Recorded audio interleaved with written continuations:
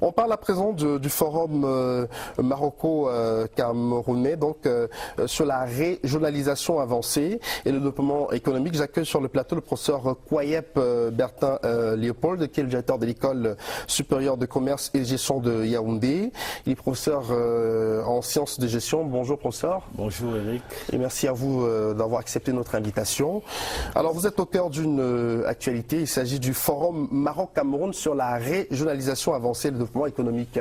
Et en prélude donc à cet événement qui va se dérouler au mois de novembre prochain, il y a eu une conférence de presse hier au Hilton Hotel de Yaoundé. Absolument.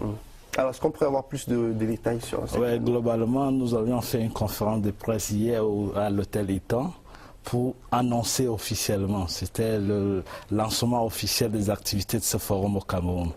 Donc la première édition du forum maroco-camerounais sur la régionalisation et le développement économique entre dans le cadre de la collaboration sud-sud, telle que prônée par nos dirigeants. Donc, l'une des devises de l'Union, la première devise de l'Union africaine, c'est ensemble pour une Afrique développée. Donc, dans ce cadre, deux écoles supérieures de commerce, une publique et une privée, dont l'école supérieure, l'école nationale de commerce et de gestion de Marrakech, qui est une entité de l'université Kadi Aya, a coporté le projet avec l'école supérieure de commerce et de gestion qui est sous la tutelle de ISTEC Paris en vue d'organiser la première édition du forum maroco-camerounais sur la régionalisation avancée et le développement économique. Alors cette conférence de presse Hilton a été présidée par le ministre du Commerce. Le ministre des petites et moyennes entreprises. Effectivement. Et on va dire, quels sont les objectifs de ce forum? Le premier objectif, c'est le renforcement des compétences au niveau de l'Afrique. Nous pensons que le développement de l'Afrique, c'est une question et un problème des Africains. Donc globalement, dans le cadre de la collaboration qui unit deux écoles de commerce, en partenariat avec les patronats, c'est-à-dire le patronat marocain et le patronat camerounais, dont le JICAM a été fortement représenté hier, nous avons pensé organiser cette conférence. L'un des objectifs majeurs, c'est le rapprochement U2B, B2B. Ça veut dire que globalement, nous rapprochons les universités des entreprises. Ceci dans l'optique de définir les curricula.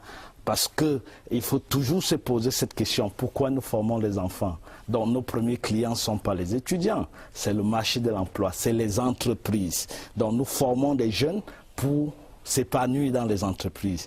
Si les entreprises, quelquefois, se posent la question en termes de notion de compétences, parce qu'ils n'ont pas de la qualité, ça veut dire qu'il y a un gap. Donc l'un des objectifs, c'est renforcer ce lien-là. C'est aller vers les entreprises, définir ensemble avec les entreprises les curricula de formation. Qu'est-ce que vous voulez? À partir de là, nous définissons un programme pour nos enfants. Et je crois que c'est l'Afrique qui sera... Tout à fait. C'est un bel exemple de coopération sud-sud. Qu'est-ce que le Cameroun gagne dans cette dynamique-là? Dans cette dynamique, on a déjà l'expertise marocaine. Parce qu'il faut l'avouer, aujourd'hui, le Maroc a une grosse expertise. Que ce soit en termes au niveau des entreprises. Et la grosse surprise, c'est que 90 à 95% des entreprises marocaines sont des petites et moyennes entreprises. C'est le même ancrage au Cameroun. Le ministre des petites et moyennes entreprises l'a d'ailleurs dit hier. Donc, rapprocher ces entreprises, c'est développer une synergie au niveau de l'appropriation des compétences ou de l'expérience marocaine, acquérir un savoir-faire et trouver des financements. Parce que la vérité, c'est que nous avons plus de banques qui ne financent pas les activités sur le long terme au Cameroun, alors qu'aujourd'hui au Maroc, ça, le représentant du JICAM l'a dit hier à la conférence, il y a une multitude d'opportunités en termes de financement, que ce soit les banques marocaines, que ce soit des sociétés financières. Donc nous croyons qu'on va un tout petit peu, pour ne pas dire faire le transfert des compétences, parce qu'on est déjà en Afrique, mais développer dans le cadre de cette collaboration, cette compétence au niveau transversal. Donc l'Afrique n'aura plus besoin, tout le temps de chercher l'expertise ailleurs. Du Nord, Voilà. Alors on parle également de la mise en situation, faciliter les mises en situation professionnelle entre les entreprises marocaines et camerounaises. Oui, globalement, nos jeunes qui sont formés, que ce soit dans les universités marocaines ou camerounaises, ont un autre problème. Le Nord, aller en Europe, aller aux États-Unis. Or, il se trouve qu'on a des entreprises, qu'on le veuille ou pas, qui sont compétitives, qui veulent avoir des enfants bien formés.